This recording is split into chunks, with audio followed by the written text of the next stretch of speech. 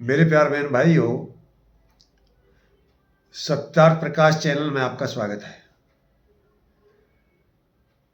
जैसा कि आपको विदित है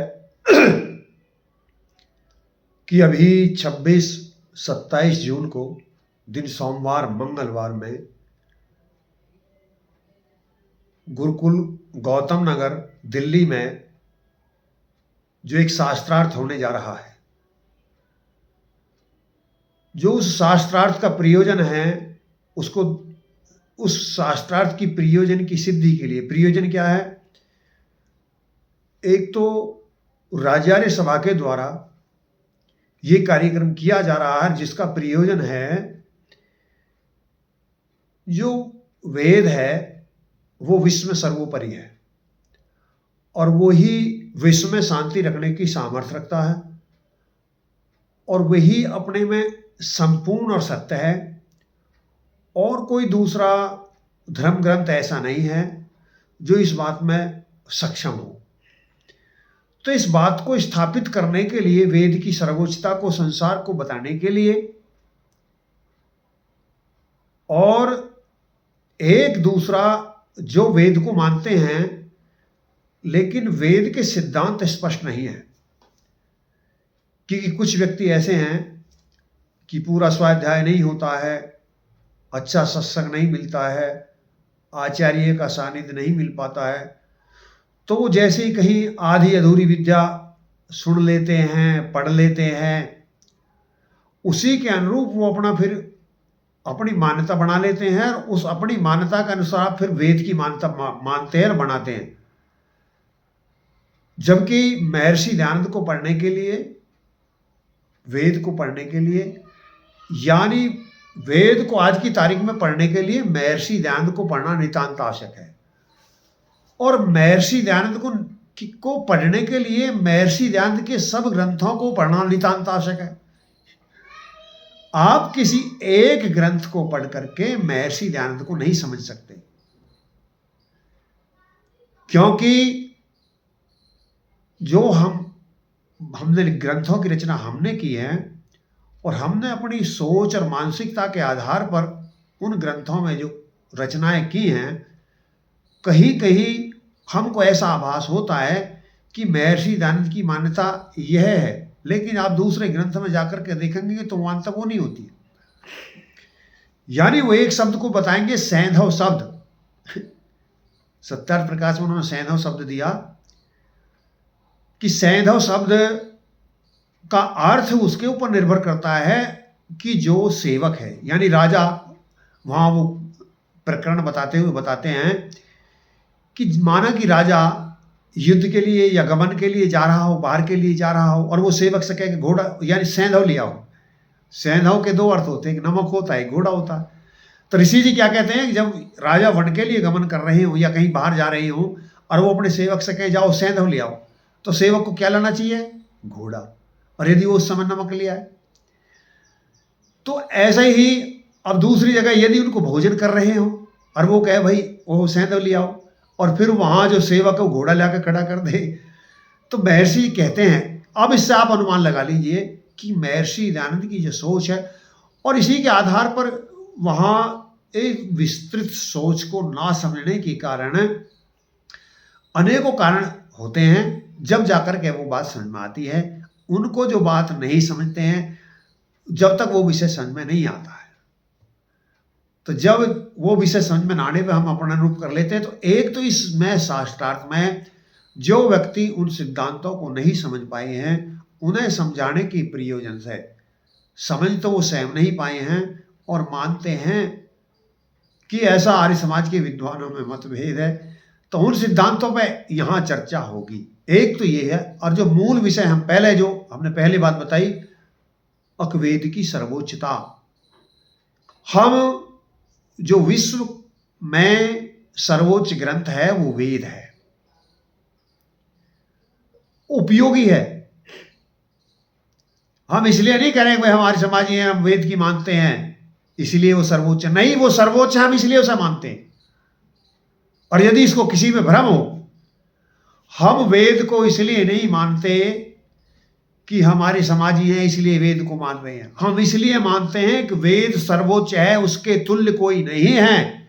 यदि संसार का कोई व्यक्ति किसी अपने धर्म ग्रंथ को वेद से अच्छा सिद्ध कर दे तो 21 लाख रुपए इनाम हम देंगे और उसके ग्रंथ को स्वीकार कर लेंगे। और नहीं फिर हम आशा करते हैं कि वो व्यक्ति चाहे वो किसी भी मत में हो, चाहे वो इस्लाम मत में हो, ईसाई मत में हो, चाहे वो अपने में बौद्ध हो, जैन हो, सिख हो, हिंदू हो, आर्य हो, कोई भी हो, यदि वह वेद को नहीं मानेगा, यदि वह वेद को नहीं मानेगा तो वेदना से दूर नहीं हो सकता। यदि आप वेदना से स्वयं दूर होना चाहते हैं और अपने सगे संबंधियों को वेदना से दूर करना चाहते हैं, इस संसार को वेदना से दूर करना चाहते हैं, तो वेद को अपनाना पड़ेगा। और उस वेद को अपनाने के लिए हम ये शास्त्रार्थ का आयोजन कर रहे हैं। जो व्यक्ति बाहर बैठे हैं, और वेद को, दो प्रकार के व्यक्ति हैं संसार में, एक तो वेद को ही नहीं मानते हैं और एक ऐसे व्यक्ति हैं वेद को तो मानते हैं लेकिन वेद की नहीं मानते हैं। और कुछ ऐसे भी व्यक्ति हैं कि वो जान नहीं पाते हैं कि वेद क्या कह रहा, तो माने तो जब जान लें उसको। तो खैर अब वो पहली श्रेणी के व्यक्ति जो वेद को नहीं मानते हैं, पहली श्रेणी के व्यक्ति वेद को नहीं मानते हैं, हम इस शास्त्रार्थ के माध्यम से उन व्यक्तियों से ये आग्रह करेंगे, चाहे भले वो मुल्ला हो, मौलवी हो, पादरी हो, फादर हो, या किसी भी मजहब का कोई जैनी हो, बौद्ध हो, सिख हो, ईसाई, कोई भी हो जिसको वेद के मानने में संशय है, वेद जिसको समझ में नहीं आता है, वेद में कोई दोष समझ में आता है, तो वो आर्य समाज के शास्त्रार्थ की चुनौती को स्वीकार करें। यहां जय पराजय प्रयोजन नहीं है, फिर ध्यान रहे, अब मैं ये चुनौती शब्द कह रहा हूं, इसका मतलब ये नहीं है कि हम किसी को पराजित करना या किसी को हम जीत का हमारा उद्देश्य है। सत्य का रास्ता दिखाना हमारा प्रयोजन है। सभी उन बुद्धिजीवियों को, धर्मावलंबियों को, मतावलंबियों को, सांप्रदाय वालों को एक मेज पर बैठना चाहिए और चर्चा करनी चाहिए। जिस ग्रंथ का सिद्धांत सर्वोपरि हो, मानने योग्य हो, कल्याणकारी हो, उपयोगी हो, सबके लिए हितार्थ हो, उसको मान लेना चाहिए।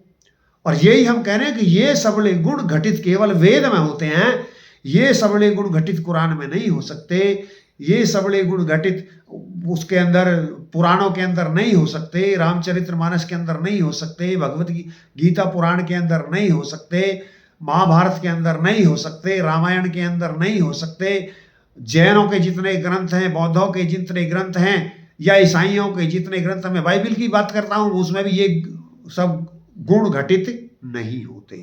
और यदि कोई कहता है कि मानव मात्र के कल्याण करने के गुण हमारे धर्म ग्रंथ में घटित होते हैं, फिर गौर देकर सुने, संसार का कोई भी व्यक्ति यदि ये सिद्ध कर दे कि मानव मात्र का कल्याण करने के गुण हमारे धर्म ग्रंथ में घटित होते हैं, तो हम उस ऐसे धर्म ग्रंथ को मान लेते हैं। और यदि वो ये सिद्ध नहीं कर सकते कि हमारे इस धर्म ग्रंथ के द्वारा मानव मात्र का, संसार मात्र का कल्याण हो सकता है, तो फिर क्यों ढोते हो? फिर उसके पास में आ जाइए ना जिसके पास में सबड़े संसार का कल्याण करने की सामर्थ्य है। और दुनिया के लोगों, ऐसी सामर्थ्य केवल वेद के पास में है। ऐसा एजेंडा केवल आर्य समाज का है। विश्व का कल्याण करना किसी का उद्देश्य नहीं है, केवल आर्य समाज का उद्देश्य है। मेरी गौर दे के बात सुनिए, विश्व का कल्याण करना हिंदू संप्रदाय का उद्देश्य नहीं है, विश्व का कल्याण करना मुसलमान संप्रदाय का उद्देश्य नहीं है। हाँ, मुसलमान बनाना, हिंदू बनाना, सिख बनाना, ईसाई बनाना इनका प्रयोजन है, मानव बनाना इनका प्रयोजन नहीं है। लेकिन मानव बनाना, श्रेष्ठ बनाना केवल आर्य समाज का प्रयोजन है। महर्षि ध्यान जी कहते हैं कि संसार का कल्याण करना इस समाज का मुख्य उद्देश्य है, अर्थात शारीरिक, सामाजिक और आत्मिक कल्याण करना। ये किसके पास में है? ये सामर्थ्य और उद्देश्य केवल आर्य समाज के पास में है। इसी आधार पर, उस जगत गुरु महर्षि ध्यान के आधार पर उसका मानस पुत्र होने का गर्व और गौरव हमको प्राप्त है।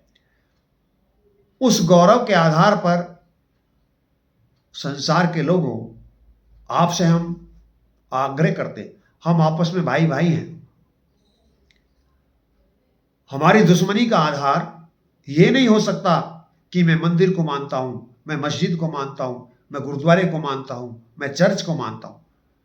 जो व्यक्ति केवल धर्म का आधार मंदिर को मानते हो, मस्जिद को मानते हो, गुरुद्वारे को मानते हो या चर्च को मानते हो, आदि आदि कितने भी जितने भी धर्म स्थल बनाए गए हैं, यदि उन सबको धर्म का या सुख का आधार मानते हैं, तो मैं मस्जिद बनाने वालों से पूछूंगा कि 57 देशों में लगभग जो 57 देश हैं इस्लाम मत के सबके अंदर मस्जिद बनी हुई है।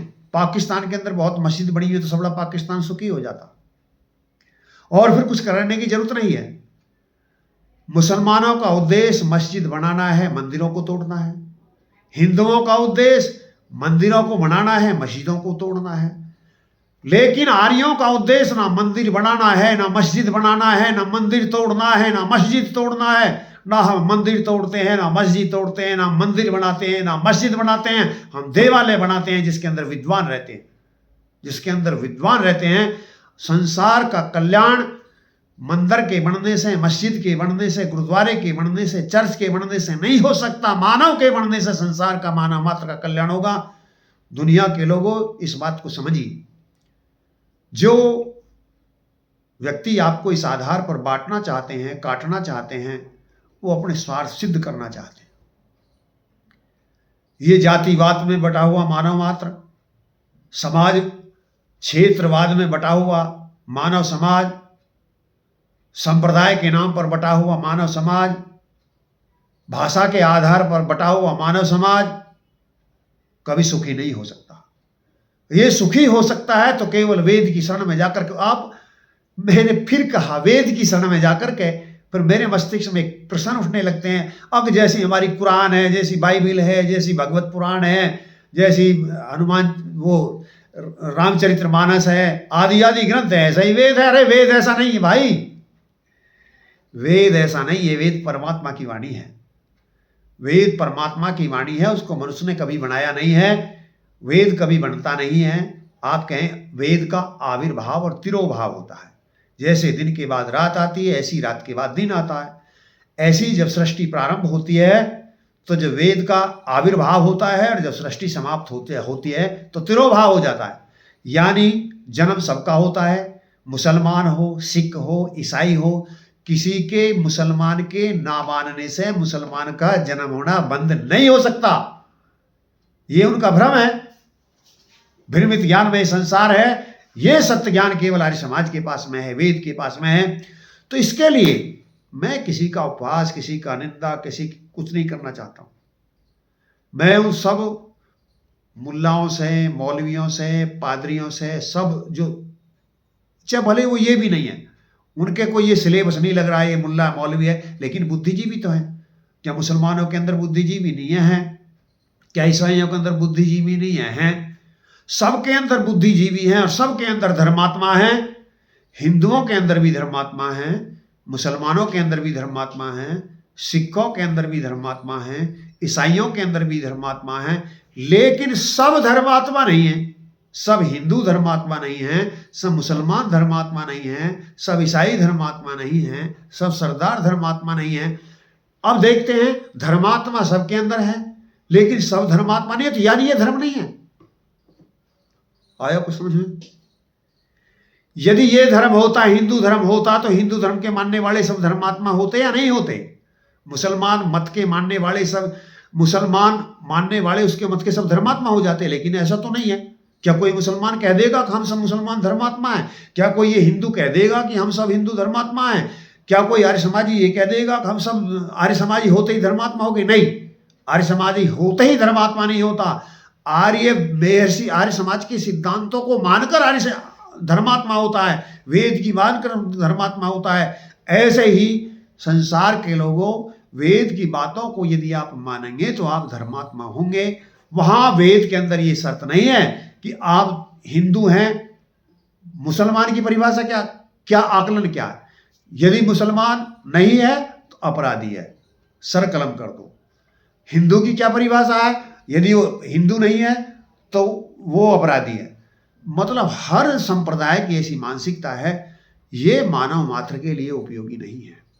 दुनिया के लोगों, इस सत्यता पर विचार कीजिए और इस सत्यता को अपनाइए।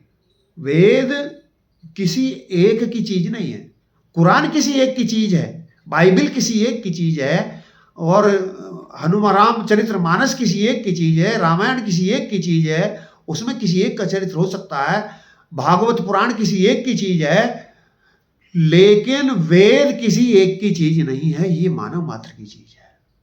और जो मानव मात्र की चीज है तो इसको किसी का कहना किसी का ना कहना ये गलत है।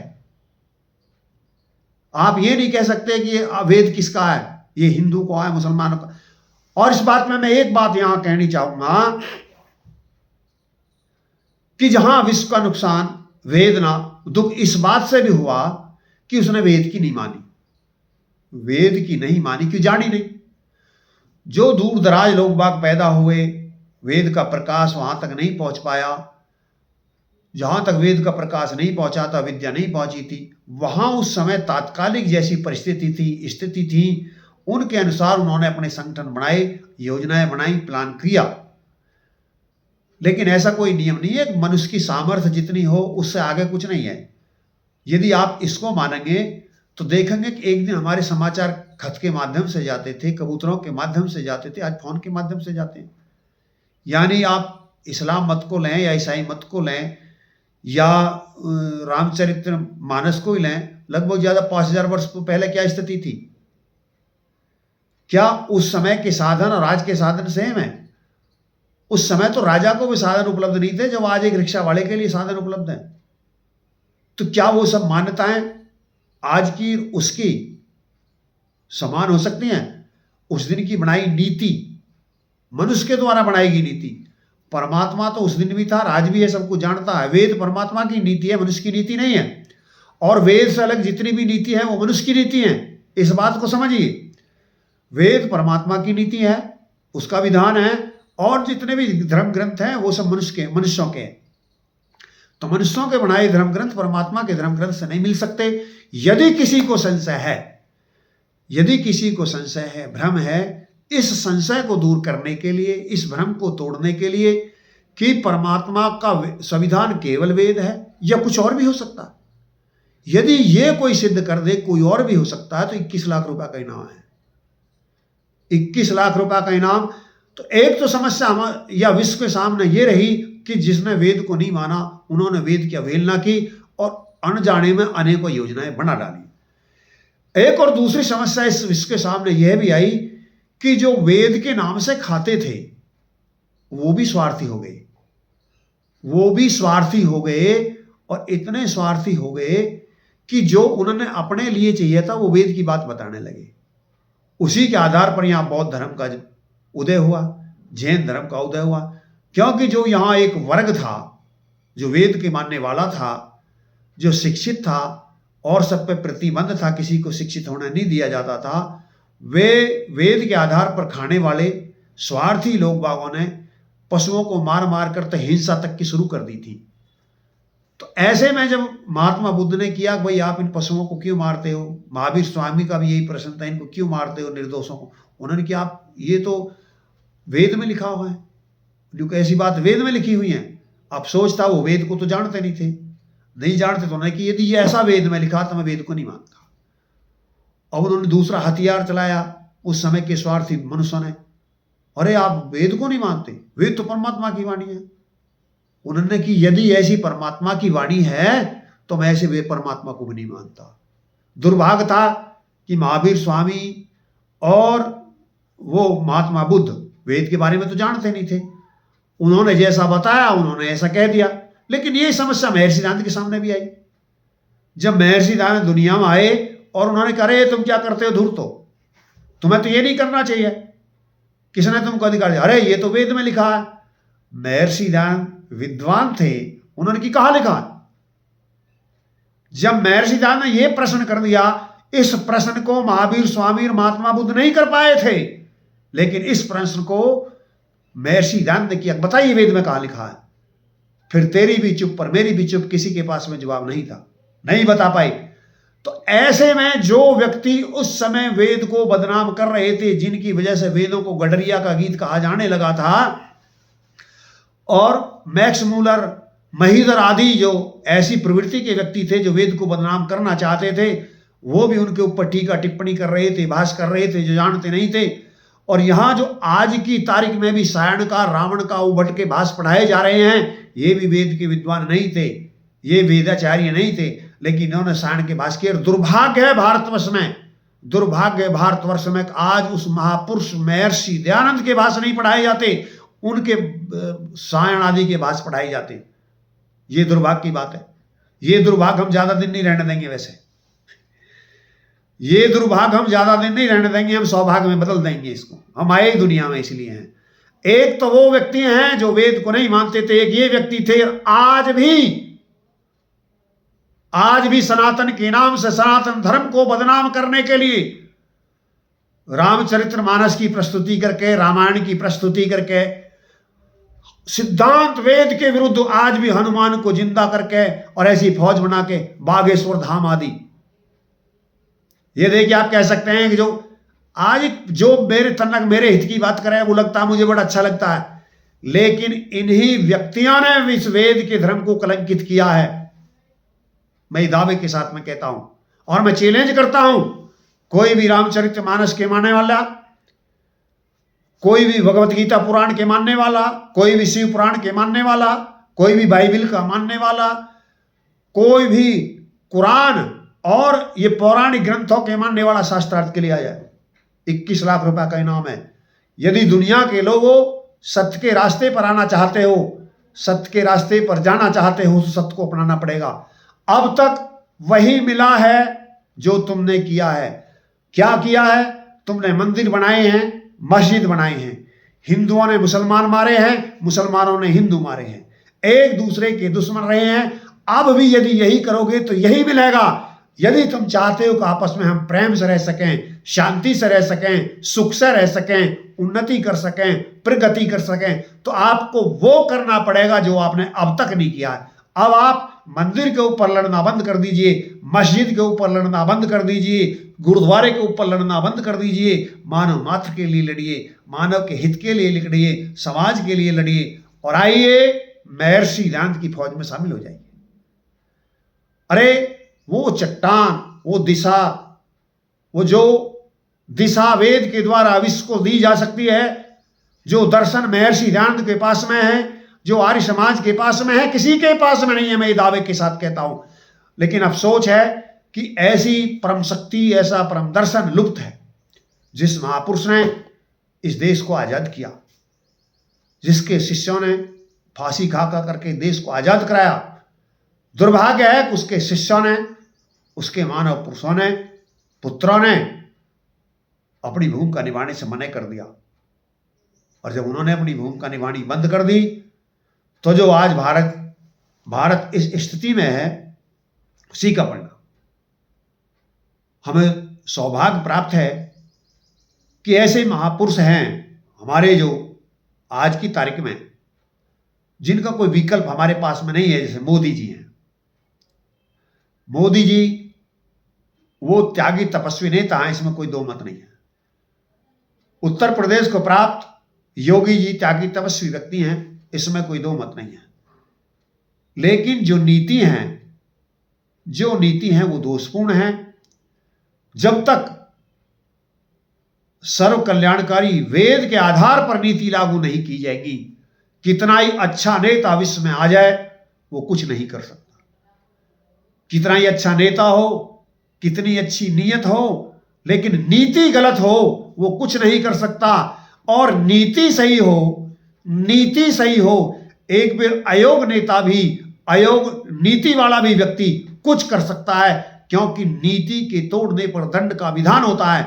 और जब नीति ही सही नहीं है तो योग्य नेता क्या कर सकता है? यदि ये नीतियां वेद के आधार पर होंगी हमारे देश की, विश्व की, तो ये बहुत ज्यादा कल्याण करेगा। इस प्रयोजन के लिए ये संसार सुखी हो, यहाँ वेद की व्यवस्था लागू हो, कोई भी आपस में वैपनस ना करता हो, दुखी ना हो, हम धर्म के आधार पर ना झगड़ते हों, मंदिर के आधार पर वोट ना देते हों, मस्जिद के आधार पर वोट ना देते हों, हम आपस में प्रेम करते हों, ये आधार हमारा है।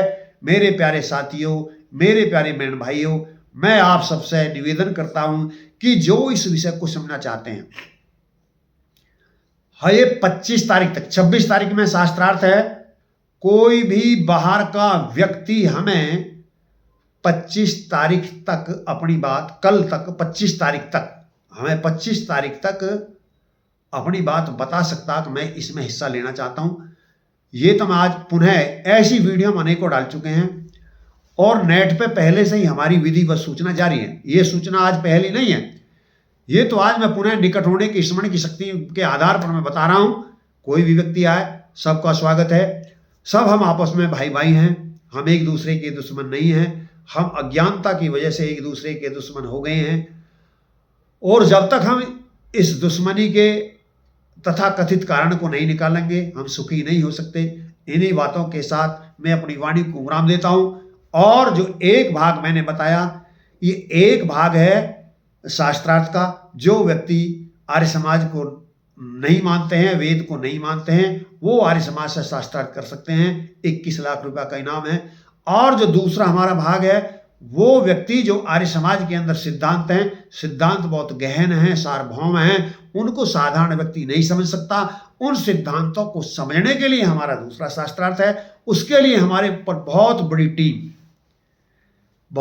टीम हमने पूरे भारतवर्ष से बुलाई है। लगभग 24 विद्वान, शीर्ष विद्वान, इस भारत के 24 शीर्ष विद्वान और इस भारत के शीर्ष आर्य समाज के संगठन उसमें आएंगे। आप सबका स्वागत है। उसकी रूपरेखा क्या रहेगी मैं अगली वीडियो में बनाकर डालूंगा। आप ये वीडियो, आप इस चैनल को सब्सक्राइब कर लीजिए, जिससे कि हमारे द्वारा डाली हुई वीडियो आपको तत्काल मिल जाए।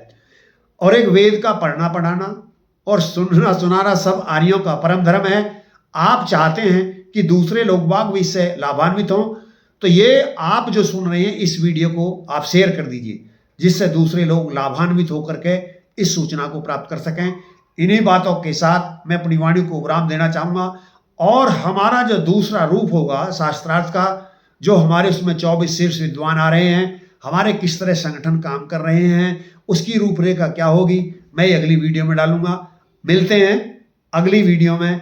परमात्मा से प्रार्थना है कि आप सब वेदना से मुक्त रहें, यानी वेद के निकट रहें। जो वेद के निकट रहेगा उसे वेदना नहीं होगी, और जो वेद से दूर रहेगा, जहां वेद नहीं होगा वहां वेदना होगी ही। ओम सब